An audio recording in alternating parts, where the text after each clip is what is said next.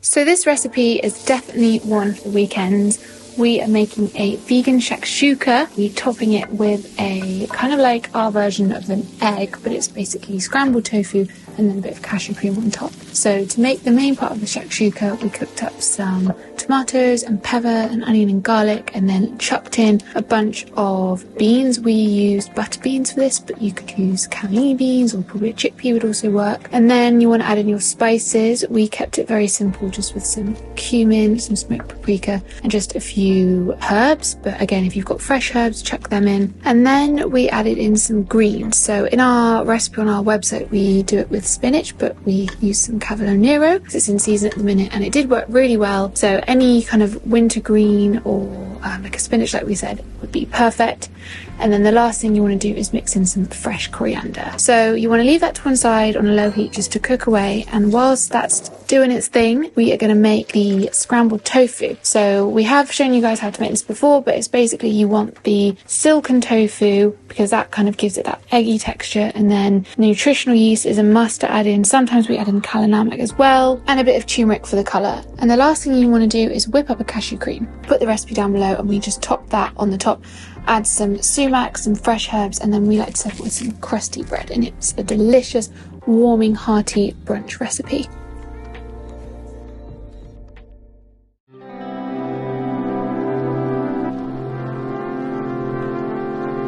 We're going to start with the apple topping. You don't want any of the apple pips, so we're removing the core first. The thinner you cut the apple, the softer it will be, so we're going to slice it nice and thinly. Place a pan on a medium heat and then melt the vegan butter. Once it's all melted, add in the apples.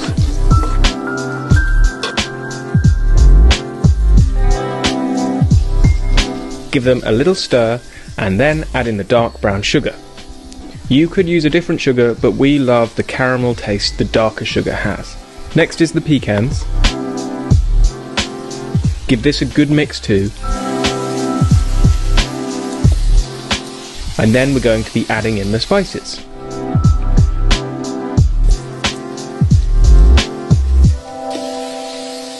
It's really not very complicated. Simply give this all a good stir together and drop the heat down to a low flame. We found adding a splash of water can help if it starts to stick. We would recommend for ultimate speediness that you do your apples and your porridge at the same time. We have done them one after the other for the purpose of this video, but we're now going to get on and show you how to make the porridge. This is the little hack we mentioned in the start of the video. Mashing bananas into the pan to begin with is well nice. It's a little tip that we picked up from Deliciously Ella. After the oats have gone in, we're going to be adding in the flax seeds and cinnamon.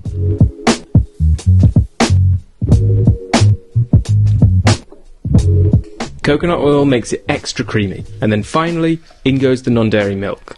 We like to use almond milk. We make up the rest of the liquid with equal amounts of water to the almond milk. We cook our porridge very low and slow, and find this really helps to make it as creamy as possible. There's really not much more to it than that.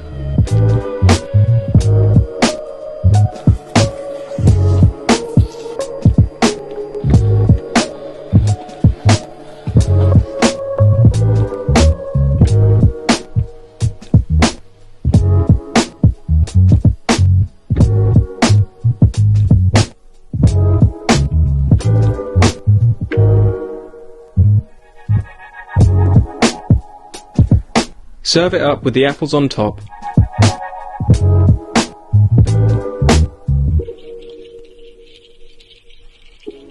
Then some almond butter, and then finally some maple syrup.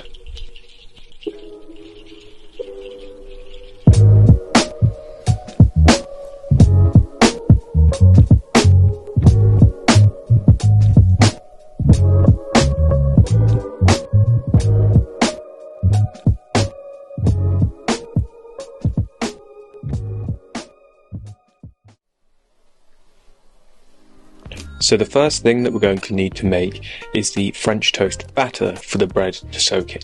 We're going to start with the sifted flour into a bowl, and then we're going to add in our seasonings. Then on top of that we go with a little bit of sugar for sweetness, and then our dairy-free milk. You're going to want to give this a really good whisk to get all of the lumps out. You want a nice creamy smooth batter. We're going to grab our bread. We're using a sourdough here. We're going to cut it into nice thick slices. Next we're going to add some butter to the pan and get that nice and hot before we dunk our bread into the batter. You're going to want to flip it over and make sure the bread gets really nice and saturated, and then pop that into your hot butter to sizzle in the pan. A good non-stick pan is really helpful for this part of the recipe, so make sure that you either have a non-stick pan or add a little extra bit of butter, and just be careful when it comes to flipping them. You'll know they're done when they're nice and golden on both sides. It'll take about 5 to 6 minutes per side. So you're ready to serve up. Add that onto a plate, and then on top go with some vegan yogurt and some banana slices, and we've got some pecans here as well, but other nuts like pistachios or almonds would work nice. And then we've gone on with a little bit of syrup. We're using agave syrup, but golden or maple would work great too. And then for that last little touch, we're going on with icing sugar and a little sprig of mint. And there you go. Beautiful, golden, crunchy, delicious vegan French toast. It couldn't be simpler.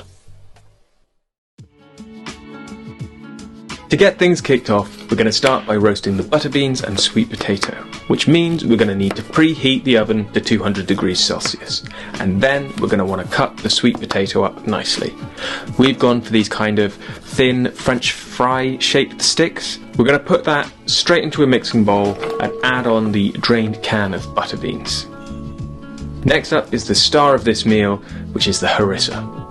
We're simply going to add this to the bowl along with some oil to help it coat and roast evenly.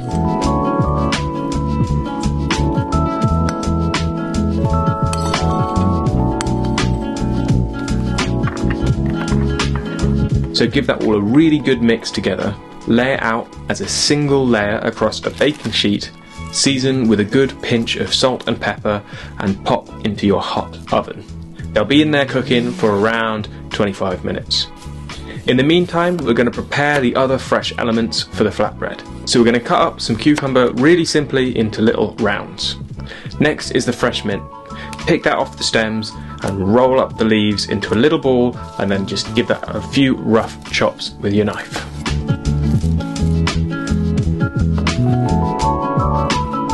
And the last thing we're going to prepare is the harissa yogurt, which is as simple as it sounds. Simply mix up some harissa into the yogurt, and if you're nice and gentle with it, you can make a really lovely marbled look. So we said before that this is an 8-ingredient recipe. However, we do have a few little optional extras that if you want to jazz it up a bit, it's super tasty. We've got here a little bowl of za'atar. It's kind of got a earthy, woody, salty, citrusy kind of floral, herby flavour, but it's so good, and it's basically just delicious on absolutely everything, I think. What we're going to do is sprinkle it on the roasted sweet potato and butter beans when they've come out of the oven, but if you don't have it, that's fine. It's still going to be very delicious without it. Now all of our lovely roasted bits are out the oven, we can start building the flatbreads. We're going in with some of that lovely marbled harissa yogurt and spreading that out into a thin layer. Next thing on is the fresh cucumber slices, and then on we go with the main event. Simply scoop out some of that delicious harissa roasted sweet potato and butter beans. We're going to add some more green in the form of lamb's lettuce. You could also easily sub this out for rocket or spinach. And then we're adding in that roughly chopped mint. Our other optional ingredient is a lemon, so a lot of people have lemons in anyway, and basically we're just going to squeeze it on our flatbread at the end, and it just gives everything a nice little lift and zing. And with that, you're all done and dusted, and it looks absolutely incredible.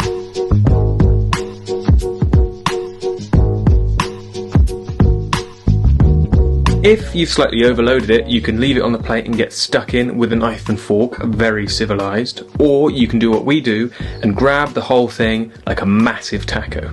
However you want to eat it, it's completely up to you. We just hope you enjoy it as much as we do. The first recipe we're starting with is our delicious beetroot soup with crispy garlic and herb croutons. Here in the UK, beetroot is in season from late spring through autumn, which makes it the ideal ingredient for one of our soups. We've decided not to overcomplicate the soup with lots of spices or other ingredients, but add a little extra kick of flavour in with the garlic and herb croutons instead. We'll kick things off with the soup base, so chop up some onion and garlic. There's no need to be precious about this. We're going to blend everything together later. Just cut them so they can saute easily. Add them both to a large soup pan along with a good slug of cooking oil. So although the main vegetable and the main kind of ingredient for this soup is of course the beetroot, we want to add something in to thicken it up a little bit, so we're going to be using one potato to do that, just because it helps give things a little bit more kind of substance. Otherwise it's a little bit watery, so we're just going to use one potato and chop it up nice and small. Much like with the onion and garlic, you don't need to be exacting with how you cut up the potato. Into small cubes is ideal since we're adding the potato in raw, it needs to cook in the soup. The beetroot on the other hand is pre-cooked supermarket beetroot, so you don't need to cook it so much. Just roughly chop these into chunks that you'll find easy to blend later on. Once everything is prepared, simply add it all to the pan with the onions and garlic, along with some salt and pepper for seasoning. Give that a good mix around and it's time to add the veg stock. Bring the pan to a gentle boil and then reduce it to a simmer. Add on a lid or covering to help too much of the liquid evaporating and cook until the potato is soft. One of the things that's great about soup, and this soup in particular, is that everything is cooked in the one pan. We don't need to roast anything in the oven except the toppings, but for the kind of main part of the soup, it's all cooked up in the pan and then blended together to create your lovely, smooth, warming soup. Talking of the toppings, whilst the soup is bubbling away in the background, we're going to prepare the garlic and herb croutons. Simply cut some bread, we've used a sourdough loaf, into inch cubes. We love the big hearty croutons with loads of pockets and holes to take in all of the seasoning. Place them into a baking tray and pour over the oil. We're going to season our croutons with garlic granules and oregano, but another herb like rosemary would also be delicious.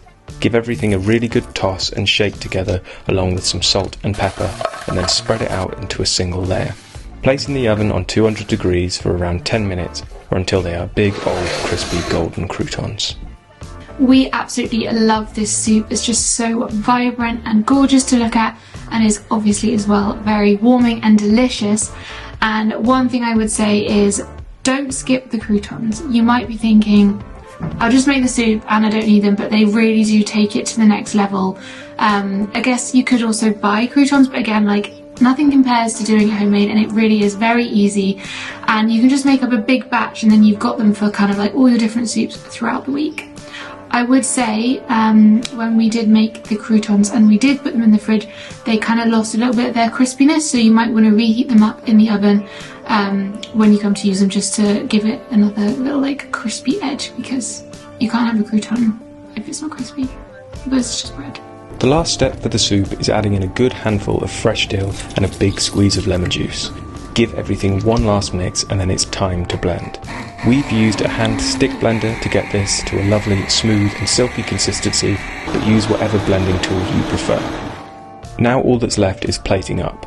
There are a few ways you can spruce up this soup, even though it's so vibrant and gorgeous on its own. We love to add in some single cream marbled into the surface. We've used Oatly's single oat cream, but Alpro's single soy cream also works a dream for this. Place on a few of our giant garlic and herb croutons, and then a last sprinkling of fresh dill. For contrast of colour and texture, we've added in some jet black nigella seeds at the end, and it's ready to enjoy. Warm and fresh, this seasonal beetroot soup feels way more fancy than the simple effort it took to make.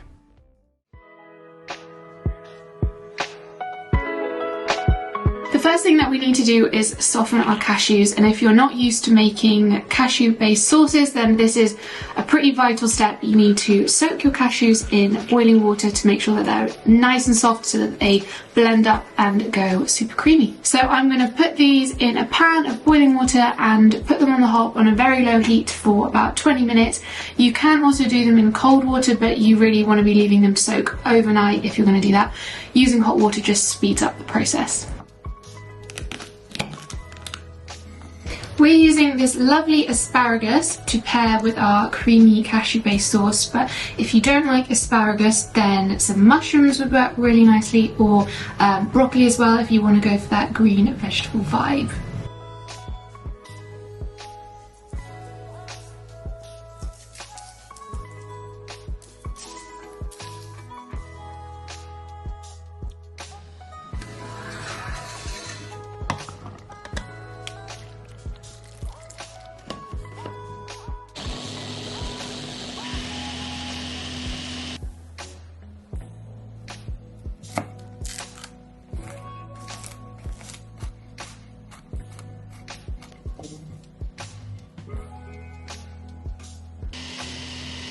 So now that our sauce is made and our asparagus is roasting in the oven, we want to cook our pasta so that it all comes together just at the right time. And we are using some spaghetti for this recipe. Don't come at me if you're Italian. But I did Google online, and apparently, according to Google, for creamy based sauces you want to use long pasta shapes, so a spaghetti or a tagliatelle or a linguine or something like that. So obviously you can use whatever pasta you want, but we're gonna go, I think, traditional and use some lovely spaghetti. So I've just removed the asparagus from the oven, and we're gonna chop them up into little pieces, but we're gonna leave a few of them aside and leave them as whole tips to dress on our pasta at the end. So maybe about 3 per person, and then the rest we're gonna chop up.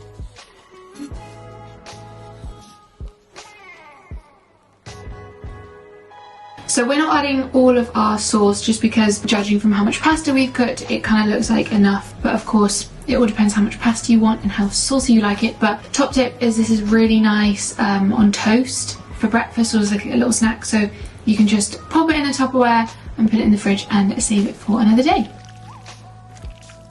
So when we drained our pasta, we left a bit of water in the pan so that it just added to the sauce, thinned it down a bit, and just tastes extra creamy and lovely.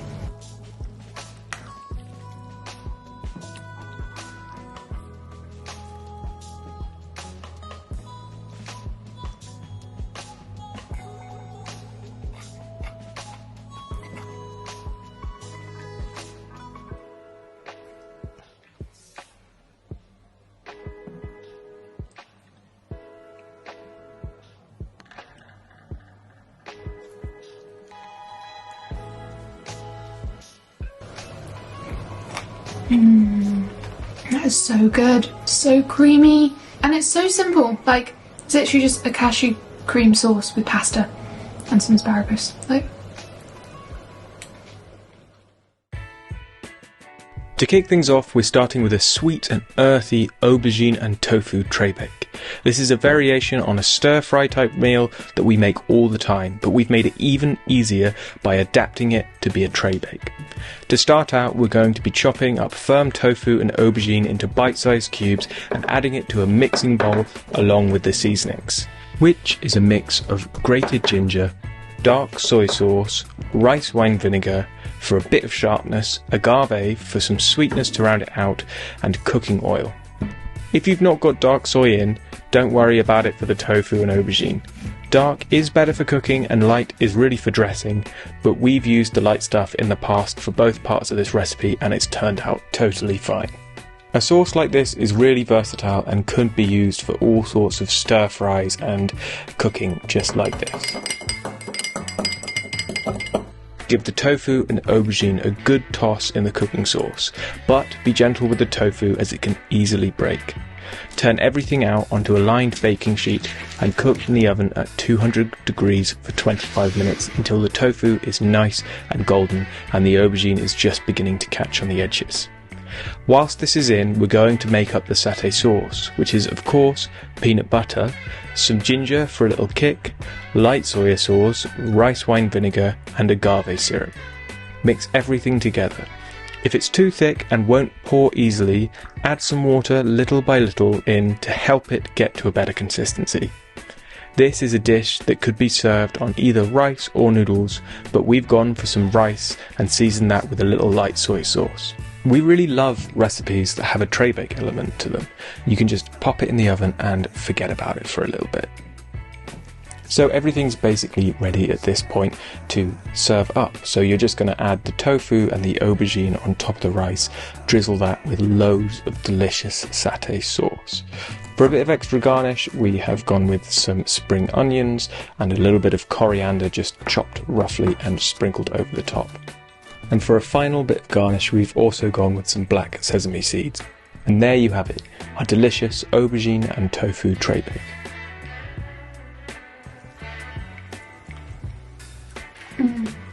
God, it's so good. Honestly, nothing beats a satay sauce. It's sweet and creamy and nutty and fragrant and yeah, super kind of comfort. Is it comfort food?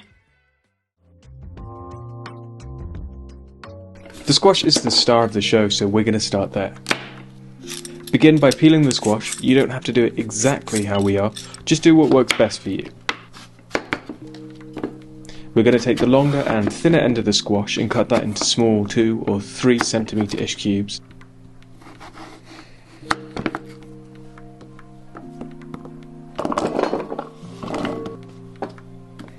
And then with the end, with all of the seeds, we're going to clean that all out. And you can save and roast these seeds into a nice little snack if you'd like. But we're focusing on the squash itself, just cut that into little crescents. As you'll have seen, we've chopped some of them into these little cubes and then others into the crescents. The cubes are going to get mashed in with the dal, and then the crescents are going to like go on the top. You don't have to do 2 different shapes, you could just do all cubes to make things easier, but if you're feeling a bit fancy, then the crescents look quite nice on the dal at the end. Once all your squash is chopped, we're going to season it with some salt and pepper, about 1 tablespoon of freshly grated ginger and the gorgeous sweet maple syrup. And then the last bit of seasoning, which is cumin. I'm going to use this plate to make a lid on my bowl, and then I'm going to shake it all around to toss all the ingredients together.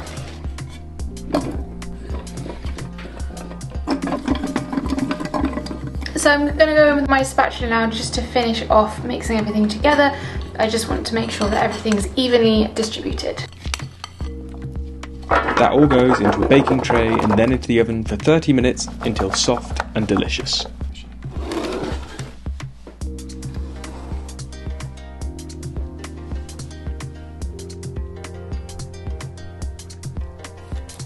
Now we're moving on to the dal itself. So begin by dicing the onions.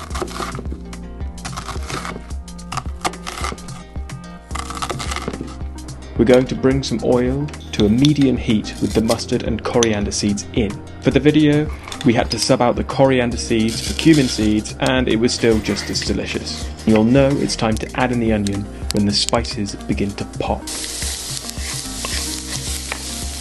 Next goes in 3 cloves of garlic, which you could cut with a knife, but we're just going to mash through the garlic press. Cook that all down until it begins to sweat and becomes fragrant. Next, we're going to go in with all of the powdered spices.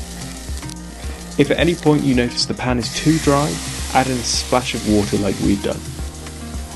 And now it's time to cook our lentils. Give them a good mix around and add in a can of tomato, the stock, and the coconut milk. Give that a mix to combine and then bring to a low simmer for about 20 minutes. Make sure you keep stirring it regularly and keep an eye that it doesn't catch. Add in the tomato puree and a touch more of salt and pepper.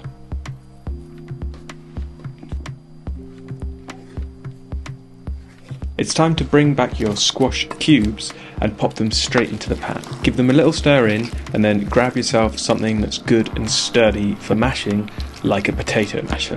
Give all of that squash a good old mash into the dal. And that's that. It's time to serve up.